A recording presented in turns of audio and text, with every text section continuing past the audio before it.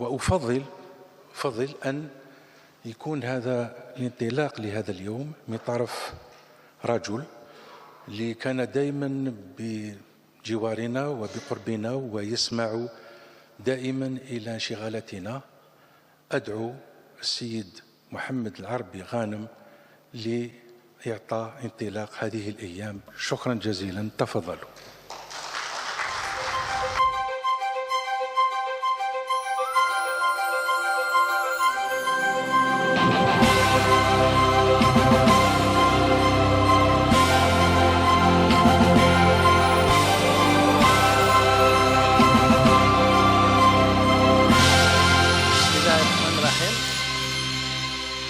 Monsieur le Président de l'Organisation nationale des comptables agréés,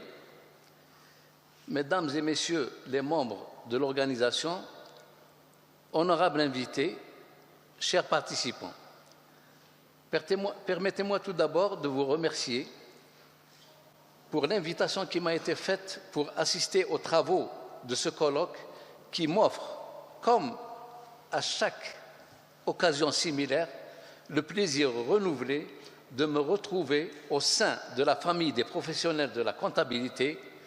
pour leur exprimer de vive voix mes chaleureuses salutations et leur exprimer mes sincères félicitations pour tout ce qu'ils ont fait au profit de la profession.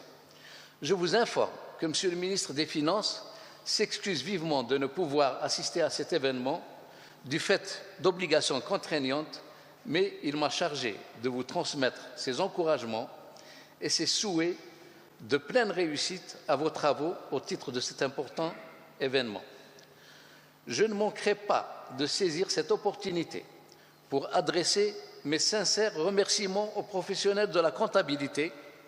pour les efforts désintéressés et méritoires qu'ils déploient au sein des différentes commissions et groupes de travail du Conseil national de la comptabilité, et ce, en dépit des contraintes liées à leurs obligations professionnelles. Pour rappel, les deuxièmes assises du commissariat aux comptes organisées l'année dernière à Tlemcen sur le thème « Les mutations économiques et le comptable » étaient d'une importance primordiale pour le professionnel dans la conduite de sa mission, dans la mesure où les débats qui s'y sont déroulés et des résultats auxquels ont abouti les travaux ont apporté un éclairage nouveau pour l'exercice de la profession. Il est indéniable qu'à l'instar des événements qui ont précédé, celui d'aujourd'hui aboutira également et sans aucun doute à des résultats de qualité qui apportent leur pierre supplémentaire pour l'effort de consolidation de l'édifice de la profession comptable et de l'affirmation de son importante contribution dans l'économie nationale. Une telle avancée honore grandement la profession. Dans ce cadre, de par sa nature et compte tenu de son unité, le métier de comptable est essentiel car il œuvre à fiabiliser les états financiers pour livrer les informations économiques et financières de qualité à un large éventail d'utilisateurs, constituant ainsi une source incommensurable d'informations pour les gouvernants pour élaborer leurs stratégies et fonder les décisions opérationnelles pertinentes et appropriées. Ceci est d'autant plus vrai que nous vivons actuellement dans une économie globale totalement ouverte et en perpétuelle mutation, nécessitant une actualisation permanente des principes reconnus à la bonne gouvernance, des normes universelles et des règles de gestion qui deviennent de plus en plus complexes du fait d'une réglementation en perpétuelle évolution. C'est d'ailleurs cette vision qui confère toute sa pertinence au thème choisi pour ce troisième colloque, à savoir le comptable, acteur clé dans la croissance économique, et qui permettra sûrement d'affirmer davantage le métier de comptable et de mettre en exergue son implication inéluctable dans le développement de l'entreprise et partant dans la croissance économique du pays. À ce titre, le comptable devient une plaque tournante et un passage obligé pour asseoir les décisions économiques. En effet, en tant qu'instrument de gestion et outil d'aide à la décision, la comptabilité constitue le facteur majeur contribuant à l'évaluation de la valeur ajoutée de l'entreprise et à sa croissance, à travers notamment la connaissance régulière de la situation financière des entreprises, la mesure de sa performance à travers le calcul des coûts de production et sa comparaison avec son environnement, la bonne qualité de ses prévisions basées sur des disponibilités d'une information fiable sur les tendances passées de ses activités. Au plan macroéconomique, la comptabilité de l'entreprise constitue un outil d'information financière important,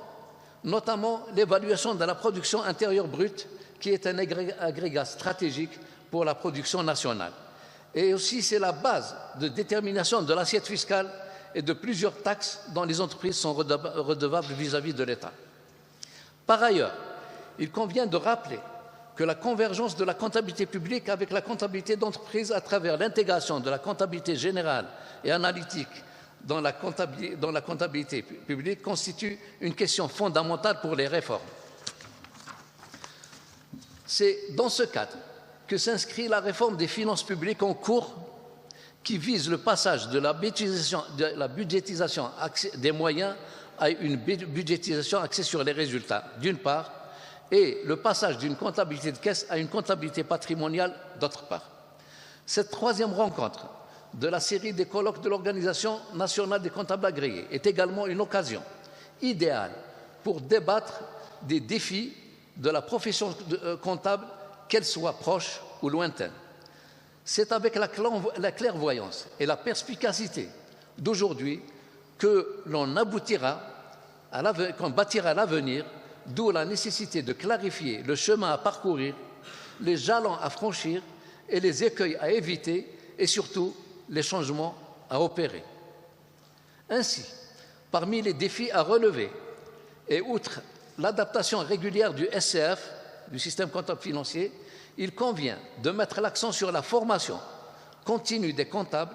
afin de répondre aux déficits enregistrés dans ce domaine, car de manière incontestable et dans tous les cas de figure, la formation et la mise à niveau permanente du comptable sont nécessaires pour bien accompagner les entités dans leur fonctionnement et leur permettre de mieux appréhender les changements. À ce titre, de nombreuses journées de formation initiées par l'Organisation nationale des comptables agréés dans différentes régions du pays et qui ont bénéficié à des centaines de professionnels constituent la réponse idoine à cette exigence. Toutefois, cet effort qui a apporté satisfaction aux professionnels doit se poursuivre pour une réponse soutenue aux exigences du métier. Je ne manquerai pas d'ajouter que la consolidation de la profession passe également par son assainissement et la lutte contre l'exercice informel qui porte atteinte à l'intégrité du métier et mine sa pérennité. À ce titre, je rappellerai l'initiative louable de l'Organisation nationale des comptables agréés qui a consisté à désigner des délégués dans plusieurs régions du pays pour lutter contre ce mal qui ronge les valeurs que vous portez. Cette action doit se poursuivre, bien entendu, dans le respect des procédures législatives et réglementaires en vigueur. De son côté, le Conseil national de la comptabilité, qui assure les missions de suivi et d'organisation des professions comptables, veillera activement à seconder les instances professionnelles dans cette lutte contre les effets de la pratique illégale pour hisser la profession comptable à un haut niveau de qualité et d'honorabilité professionnelle. Je termine en adressant au nom de M. le ministre des Finances les cadres du Conseil national de la comptabilité et en mon nom personnel mes remerciements à l'Organisation nationale des comptables agréés pour les efforts méritoires déployés dans différents domaines et qui convergent dans tout le sens d'une élévation de la profession au niveau qui doit être le sien. Sur ce, je déclare ouvert ce troisième colloque et souhaite plein succès à vos travaux. Je vous remercie.